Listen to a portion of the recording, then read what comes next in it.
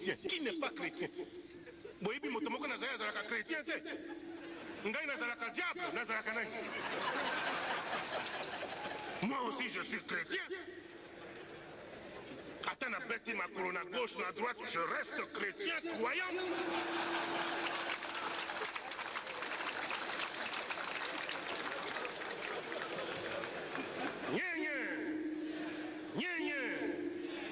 Lokola nalobi makambo ya ba intellectuel chrétien nazali kokoma pe na makambo mosusu oyo ekobebisela biso mboka makambo ya ba secte tulingi nzambe me nazali komona na maye na ngai nzambe yango eseleki mingi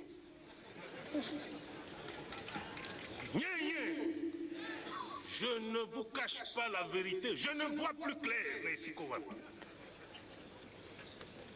lobi awa tango bovote ngai nazali kosala tour naye kosukisa awa na octobre de l'année dernière na Kinshasa nakomi na Mbandaka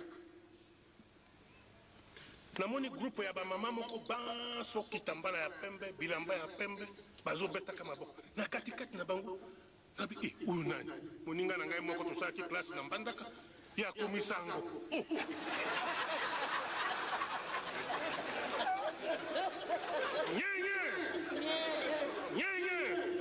nalobi na chauffeur ya jeep nabi lembisa nano nabi di likambo nini boni abi tozosambela be mpo na yo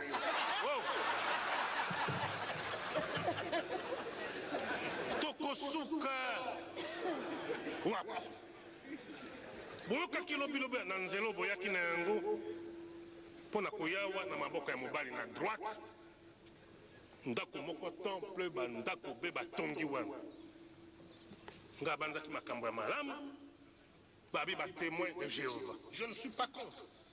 Si j'étais contre mais napesaki autorisation basala babiloko tango bazali kosakola balobi tala obele nzambe kotala makambo ya bato ya mokili te okoki kopesa losako na drapeau te okoki koyemba hymne national te la zaïroise yo ozali citoyen zaïrois militant MPR makambo ya drapeau etali yo te chef de l'état etali yo te mais oyo nzambe oyo euti wapi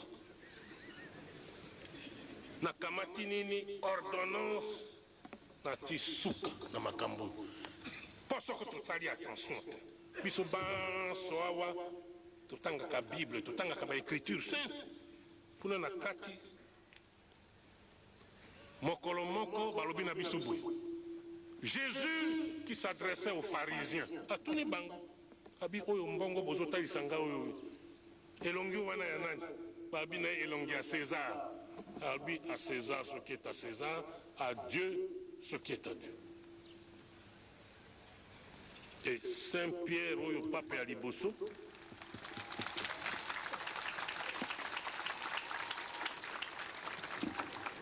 Saint Pierre oyo pape ya liboso akomaki oyo na ye épître be moko soumission à l'autorité civile alandi mibeko ya Yesu alobaki à Dieu ce qui est à Dieu à César soumission à l'autorité civile moto azali na responsabilité ya kobongisa mboka moto oyo akobeta mutu lelo mabulu na nzela abongisa lelo mwinda ezangi atia mai ya malamu te abongisa moto wana yokenda koloba kopesa ye mbote te drapeau ya mboka yo etali yo te makambo no be nzambe me nzambe ngo wana auti na ye wapi oyo balakisaka biso ndenge yo ye nango ndenge be kangama termine na koyoka isu makambo oyo na maitoi te nyenye okokoma na chef lieu ya région mosusu okokuta un commerçant failli elingi koloba asali commerce akpei na faillite tongo etani akomi na sutani ya bamonseigneur bouton ya motane ekoti ndenge mo ya motane na mutu mais okotuna na gouvernement je le connais azalaka moto ya baboyeboye na boye abi ya ye waya lelo azali monseigneur asi aumeli na kati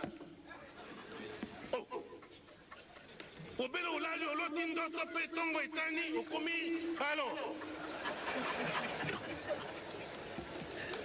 bamama batata bandeko okoleka okutani na moninga oyo boyebanaki bokolaki akati kolokolo mutu nyonso atiki mandefu ako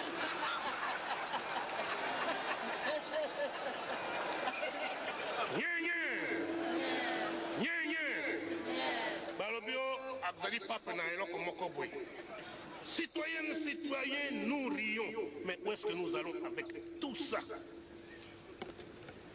Bapesinga na service à sécurité demande oyo bazali kotuna ngai nzambe na ngai bo nzambe na ngai bo ezala reconnu 337 pour la seule République du Zaïre. Okomiawa nzambe yo nini kombona yango baka yao o kuna nini bika yao o kuna nini citoyennes, citoyens, où est-ce que nous allons?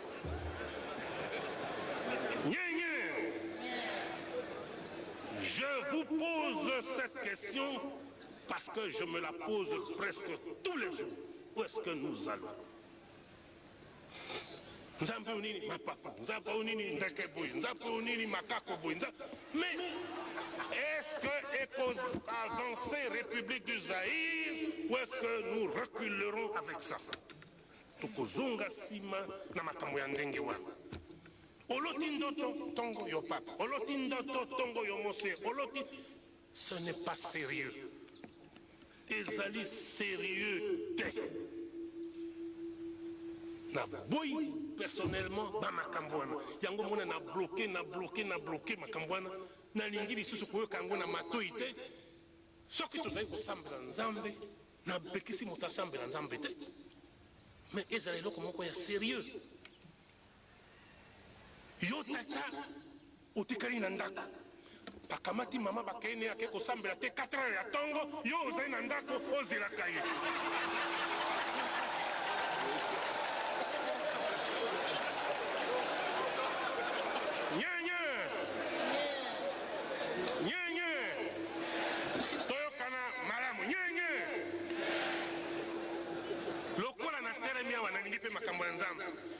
Mokolo moko ezali makambo ya zuwa te pe na oka mama o na koti na eloko wana na kei na koya na 4 bonga na tikala kozelaka yo.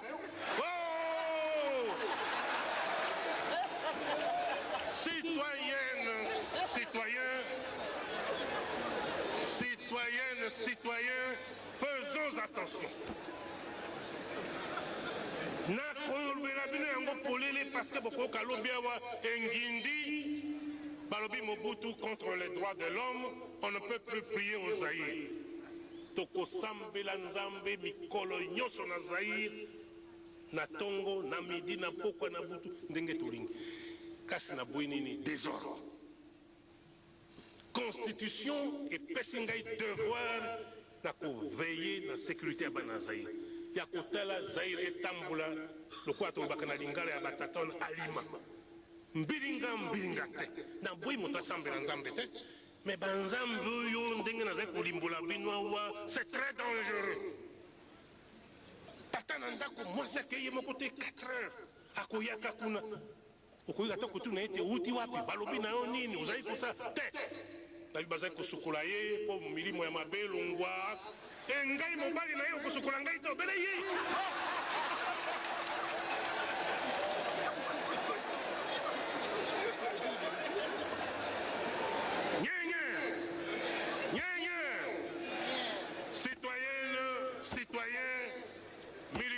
Militant natiki neno esikoyo mwa moke pembeni